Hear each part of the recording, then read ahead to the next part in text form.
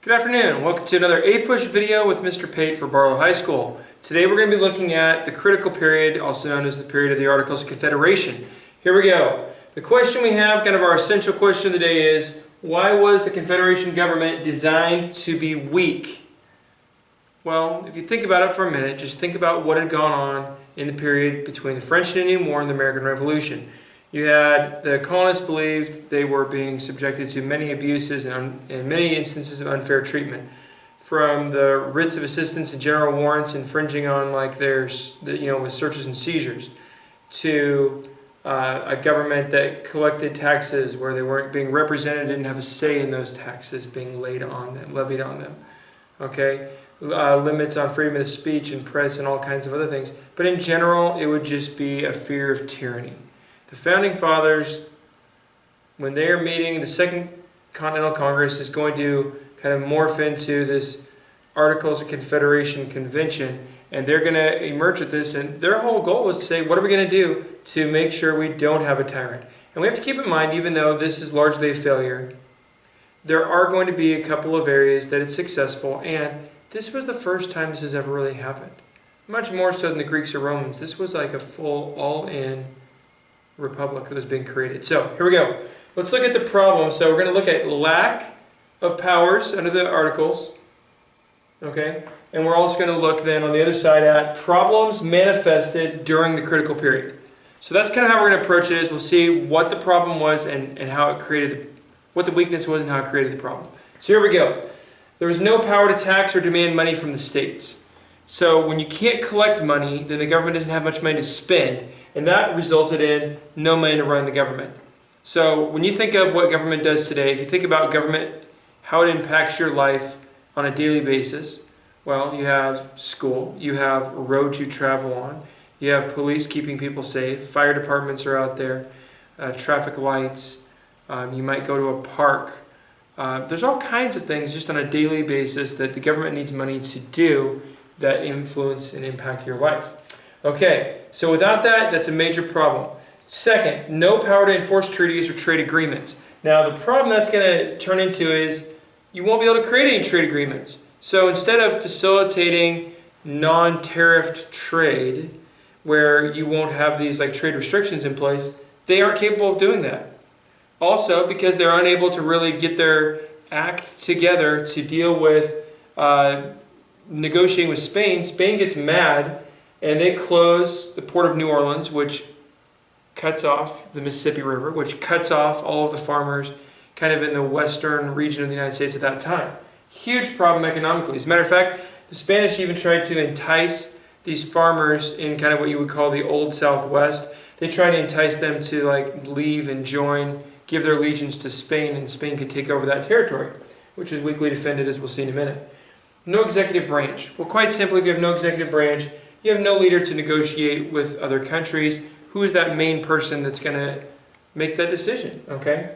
No judicial branch. This is a huge issue. You might think the president, not having a president is a bigger deal, but you don't have anyone to interpret the laws. The whole system of judicial review and checks and balances that we currently have enjoyed under the Constitution for over 200 years, they didn't have that. Okay. State conflict. When the states get into disputes, you don't have a court that it can go to. Today, if there's a dispute over water rights between Arizona and California over the Colorado River, it's going to go to courts. It's not something where they just go to battle or something. No power to regulate interstate commerce. The problem that emerges from this is, well, you have states on verge of war with each other. A dispute over who could lay taxes and have kind of the economic control of a river almost led New York and New Jersey to go to war with each other. They literally were going to raise up their own armies and fight to determine who would get this. That's not a smooth system, that's chaos. So you don't have courts to settle things, and you don't have a federal government that can just make those decisions. Those are both problems leading to state conflict. A weak army. This one doesn't take too much imagination, but there's so many ways the weak army hurt. Vermont. Vermont had not been granted statehood yet, and Vermont considered itself to be its own state. It was claimed by other states, and so the British were trying to entice them to secede and they said, we'll make you your own province. So they wanted Vermont to join them. The army couldn't really come in and kick out the British influence too much. The frontier, the British had never abandoned these forts they said they would after the Treaty of Paris in 1783, ending the American Revolution. They're still staying there. No American government with enough power or with an army to root them out of there and kick them out. Both in the Northwest Territory and down near Florida, the Spanish and the British, respectively, British up in the north, Spanish in the south, are going to encourage and arm Indian attacks to frustrate the United States, to slow its growth, just to be a thorn in their side, and to give themselves more access to, like, for instance, the British to fur trade and stuff like that. Shays Rebellion. Shays Rebellion, of course, you have a bunch of farmers that are going to launch an attack upon their state government, almost fell it. These are just ragtag group of farmers. And they almost topple a state government because they're mad about the foreclosure of their homes, and the government seems to be hurting them but never helping them, providing them any assistance, protection from Indians, anything. Weak Navy, not maybe quite as many problems, but a significant one. You have pirates. Now, if you think about like a classic mafia situation, they might, say, businesses, you need to pay us some money for protection, which is really just pay us some money to leave you alone. But they're basically extorting money out. Well, that's what the pirates were doing in North Africa at this time. And if you wanted to trade, you could pay tribute, which we'll see later on with the early Jefferson years. You could pay tribute, or you could take your chances. Well, the British always paid tribute that covered the colonies. The colonies, their ships flew the British flag, so they're left alone. But now they're going to be bothered. They're going to be captured. They're going to be kidnapped. The sailors, they're held for ransom. And this is a huge issue. The United States doesn't have a good Navy or a ready solution to this really until Jefferson about 20 years later. Almost 20 years later. Congress could not act. What do I mean by that? Well, it's too difficult to pass laws. It was 9 out of 13. It's very difficult today for Congress to pass a law if it's more than 50%, getting more than 50% means a lot of laws that are bills don't become laws. But amendments had to be unanimous. That's never going to happen, okay? So amendments are not going to get passed. Laws are going to be extremely difficult to pass. Congress becomes so impotent and just incapable of doing anything that shockingly what's going to happen is you're going to see legislators quit showing up. They just quit coming back each year to go and be as part of the Congress because the Congress doesn't do anything. So they stay home and take care of their farms and families. States and federal government coined money. Now this is obviously a problem because you shouldn't have every state and the federal government coining money. This led to excessive printing of money and to rapid inflation. That's a huge issue, okay? And let me give you an example of this.